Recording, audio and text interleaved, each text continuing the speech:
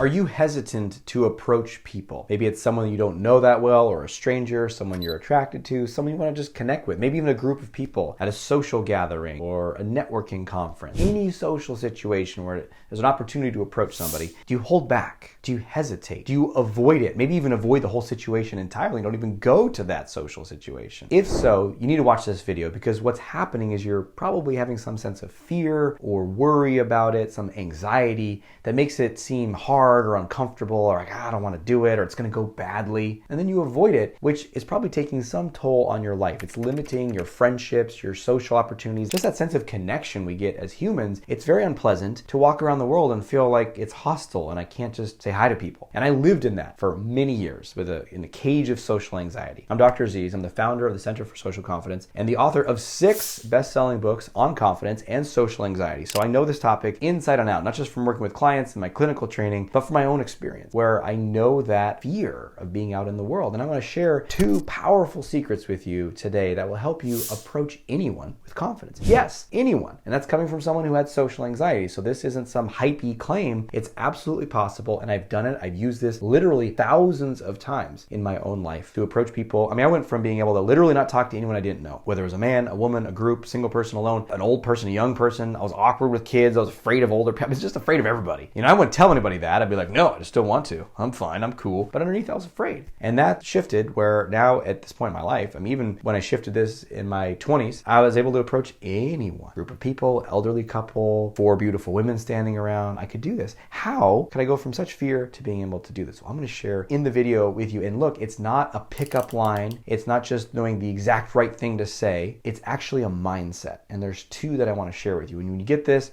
everything changes. 1 makes you feel much more confident, which always leads to better outcomes, right? Versus like freaked out and anxious when you approach somebody. And number 2 is actually a social skill that makes people like you more. So hey, win-win, right? First one is assume. These are about assumptions. When you assume something, what happens next is influenced by that assumption. And if you're afraid or hesitant to approach people, most likely, and by most likely I mean absolutely for sure, you are assuming disapproval, right? You're assuming they're gonna say like, oh, what do you want? Why are you talking to me? You better entertain me with this conversation. I'm a very busy, important person. Say something funny. I was just playing around with a friend. I was at this barbecue the other day, and I was having a pretty in-depth conversation with a friend of mine, and she came over, and you know, we love talking to her too, so she was very welcome in the conversation, but she wasn't sure. She's like, hey, you guys having a deep conversation? I don't want to jump in. And I was like, no, you can join in. She's like, oh, great. And I said, but you got to start with a joke. She's like, what? I was like, tell us a joke. You know, I was just playing with her, and then we all sat around trying to think of jokes, because none of us knew any canned jokes,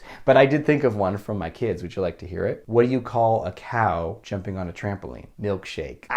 Anyway, so I was just kind of teasing her there, but that's kind of the fear that we can have, is we have to enter the conversation with something great. So I got to impress, like, here, I've earned my place here, right? Am I okay, everybody? No, that's not how it works, and you don't have to do that. In fact, trying to do that is coming from fear, and there's a lot of tension inside of you. So instead, we have to assume something different. And when I got this, it was kind of a mind-blowing experience for me, because I saw, after studying this and learning about it, I was like, wait a minute, I am assuming really harsh rejection from everybody. When I go talk, I thought to myself, well, and that produces fear and social anxiety and all the rest. So I said, well, what would I need to assume for me to feel confident? And the answer was obvious. Like, well, if you're assuming disapproval, what if you assumed approval? And I was like, what?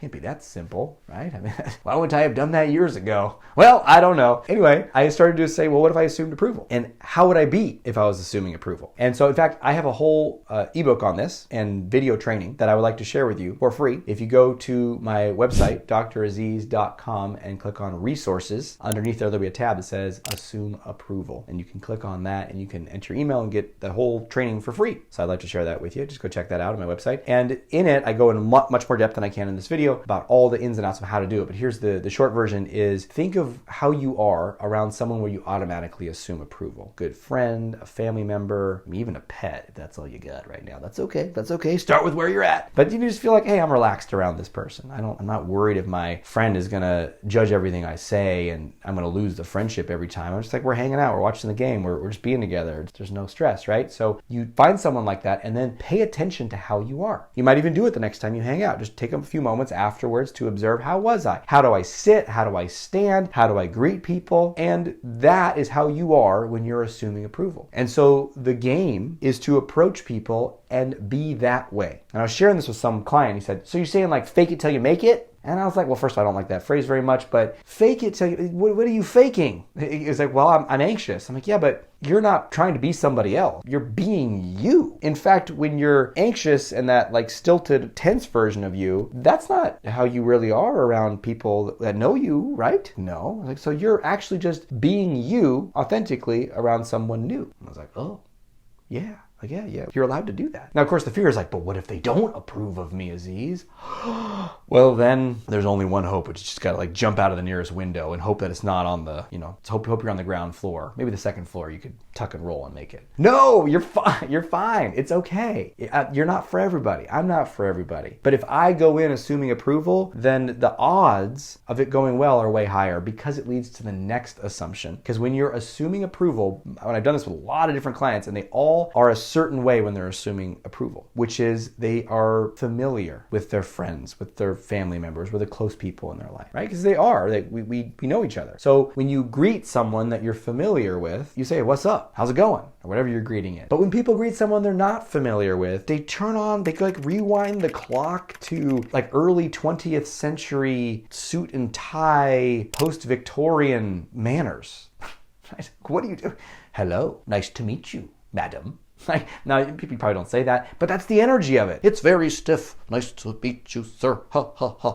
Like, why? Why are you doing that? Like, you don't have to do that. Even in a business setting, you don't have to do that, right? And you might not walk up and be like, what's up, right? That's how you greet your buddies, but you just do a version like, hey, what's up? Yeah, in the business circle, and hey, how's it going? And you walk over to a group of people or a person standing by themselves that you do not know. You assume approval, like they're going to want to talk to me, and then you assume familiarity. So and this is the part that makes people like you more, because when you join in, like say they're looking around on their phone, right? That's what everyone is doing every moment of their lives now. So you're standing in line at a Starbucks and someone in front of you is using their phone, you want to talk to them. Well, first of all, how dare you? Don't interrupt people on their phone. You just need to stay in your isolated bubble like all of us, and we all just extend that until we're, the singularity, and we're merged with our devices. No, you have permission to say hi. Now, they might not want to talk to you, but a lot of people are doing nothing on their phones. It looks like it's something, but it's, so you can just jump in. What do you do? Well, let's just say you were in line with someone that you were with and they were looking at their phone. You're with your partner or with your friend. You would interrupt them probably. And so they're looking at their phone and you're like, so what are you going to order? Right?